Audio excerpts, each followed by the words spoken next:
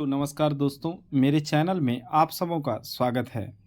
तो पिछले वीडियो में हम लोगों ने देखा था प्राचीन भारत का इतिहास, संपूर्ण इतिहास एक ही वीडियो में देखा था। आज हम लोग शुरू करेंगे मध्यकालीन भारत का इतिहास। तो चलिए हम लोग शुरू करते हैं। इसमें हम लोग पहले देखेंगे कि भारत पर मुस्लिम आक्रमण। तो इसका पहला प्रश्न है कि भारत पर आक्रमण करने वाला प्रथम मुस्लिम आक्रमणकारी मूलतः कहाँ के निवासी थे। तो भारत पर आक्रमण करने वाला प्रथम मुस्लिम आक्रमणकारी अरब के थे। कहाँ के थे? अरब के थे।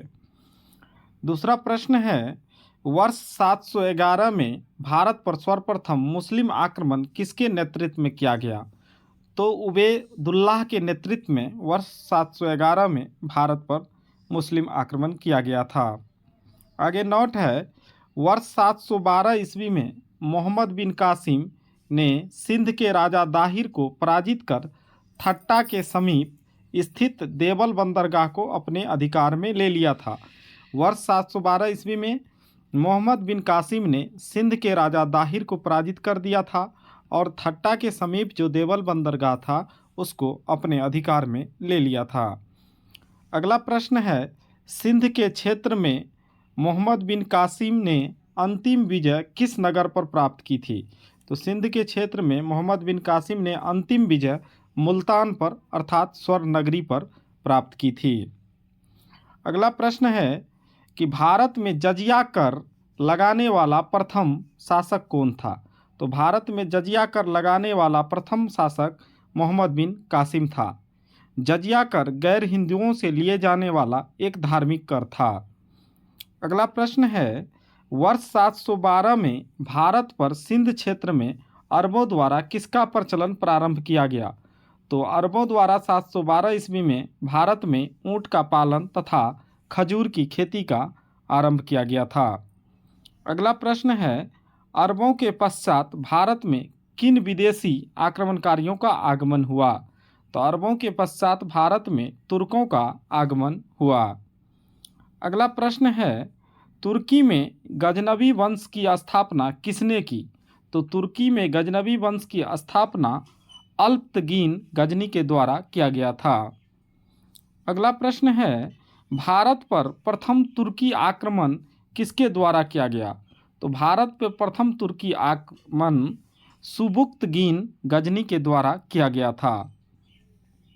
अगला प्रश्न है, वर्ष 712 में भारत पर सर्वप्रथम सफल मुस्लिम आक्रमण करने वाला कौन था। तो इसका उत्तर होगा मोहम्मद बिन कासिम। सफल आक्रमण 712 ईस्वी में मोहम्मद बिन कासिम ने भारत पर किया था। अगला प्रश्न है, सुबक्तगीन गजनी ने अपने आक्रमण के दौरान पश्चिमोत्तर भारत के किस हिंदू शाही शासक को पराजित किया था।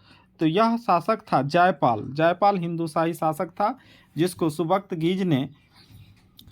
गजनी ने अपने आक्रमण के दौरान पराजित किया था। अगला प्रश्न है, महमूद गजनवी द्वारा वर्ष 1025 में सोमनाथ मंदिर पर किए गए आक्रमण के दौरान गुजरात का शासक कौन था। तो वर्ष 1025 में जिस समय सोमनाथ मंदिर पर मोहम्मद गजनी आक्रमण किया था उस समय भीम प्रथम जो है गुजरात का शासक था। आगे नोट है, महमूद गजनी ने भारत पर 1000 ईस्वी से लेकर के 1027 ईस्वी तक के मध्य 17 बार आक्रमण किया और इसके आक्रमण का मुख्य उद्देश्य था भारत की धन संपदा को लूटना, न कि साम्राज्य की स्थापना करना। तो महमूद गजनवी 1000 से लेकर के 1027 ईस्वी तक 17 बार आक्रमण किया। इनका उद्देश्य था भारत की धन संपत्ति को लूटना, न कि साम्राज्य स्थापित करना। अगला प्रश्न है, महमूद गजनवी के साथ भारत आने वाला प्रसिद्ध इतिहासकार कौन था। तो महमूद गजनवी के साथ भारत आने वाला प्रसिद्ध इतिहासकार अलबरूनी था। आगे हम लोग देखते हैं, नोट है, अलबरूनी द्वारा किताब उल हिंद यानी किताब उल हिंद के रचनाकार अलबरूनी थे। किताब उलियामिनी का रचनाकार उतबी था और फिरदौसी के द्वारा शाहनामा नामक पुस्तक की रचना की गई थी। फिरदौसी को पूर्व का होमर भी कहा जाता है। अगला प्रश्न है, महमूद गजनवी के पश्चात मोहम्मद गोरी द्वारा भारत पर प्रथम आक्रमण किस वर्ष किया गया था? तो वर्ष 1175 ईस्वी में मुल्तान पर आक्रमण किया गया था। अगला प्रश्न है, मोहम्मद गोरी का वर्ष 1178 में अनहिलवारा पाटन पर आक्रमण करने के दौरान किसके द्वारा पराजित किया गया? तो भीम द्वितीय, जिसे मूलराज कहा जाता है, इनके द्वारा मोहम्मद गोरी को 1778 ईस्वी में अनहिलवारा के युद्ध में पराजित किया गया था। अगला प्रश्न है, तराइन का प्रथम एवं द्वितीय युद्ध किसके मध्य लड़ा गया था? तराइन का प्रथम और द्वितीय युद्ध मोहम्मद गोरी तथा पृथ्वीराज तृतीय के बीच लड़ा गया था। आगे हम लोग देखते हैं तराइन का युद्ध और उनके परिणाम। देखिए, तराइन का प्रथम युद्ध जो हुआ था वो 1191 ईस्वी में हुआ था। इसमें मोहम्मद गोरी विजयी हुए थे और पृथ्वीराज चौहान हार गए थे। दूसरा युद्ध 1192 में हुआ था। इसमें मोहम्मद गोरी विजय हुए और पृथ्वीराज जो है वो हार गए। अगला प्रश्न है, मोहम्मद गौरी ने कन्नौज के शासक जयचंद को किस युद्ध में पराजित किया?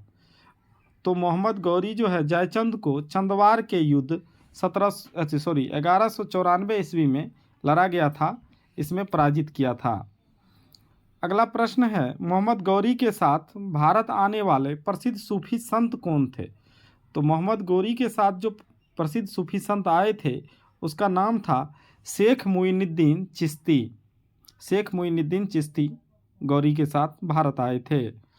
अगला प्रश्न है, सिक्कों पर देवी लक्ष्मी की आकृति किस मुस्लिम शासक के द्वारा बनवाई गई थी? तो सिक्कों पर देवी लक्ष्मी की आकृति मोहम्मद गौरी के द्वारा बनवाया गया था। आगे नोट है, बख्तियार खिलजी मोहम्मद गौरी का एक साधारण दास था जिसने बंगाल और बिहार पर विजय प्राप्त की। इसने अपने आक्रमण के दौरान नालंदा एवं विक्रमशिला विश्वविद्यालय को नष्ट कर दिया था। तो नालंदा और विक्रमशिला विश्वविद्यालय को नष्ट किया था बख्तियार खिलजी ने। आगे हम लोग देखते हैं, प्रश्न है, मोहम्मद गौरी की मृत्यु के पश्चात उसके साम्राज्य पर किन 3 गुलामों द्वारा नियंत्रण स्थापित किया गया? तो ये 3 गुलाम थे यालदोज, कुबाचा तथा कुतुबुद्दीन ऐबक द्वारा नियंत्रण स्थापित किया गया था। आगे नोट है, भारतीय जनता के लिए हिंदू शब्द का प्रयोग सर्वप्रथम अरबों द्वारा किया गया था। धन्यवाद दोस्तों। अगर वीडियो अच्छी लगी तो वीडियो को लाइक करें, शेयर करें और हमारे चैनल को सब्सक्राइब करें। धन्यवाद।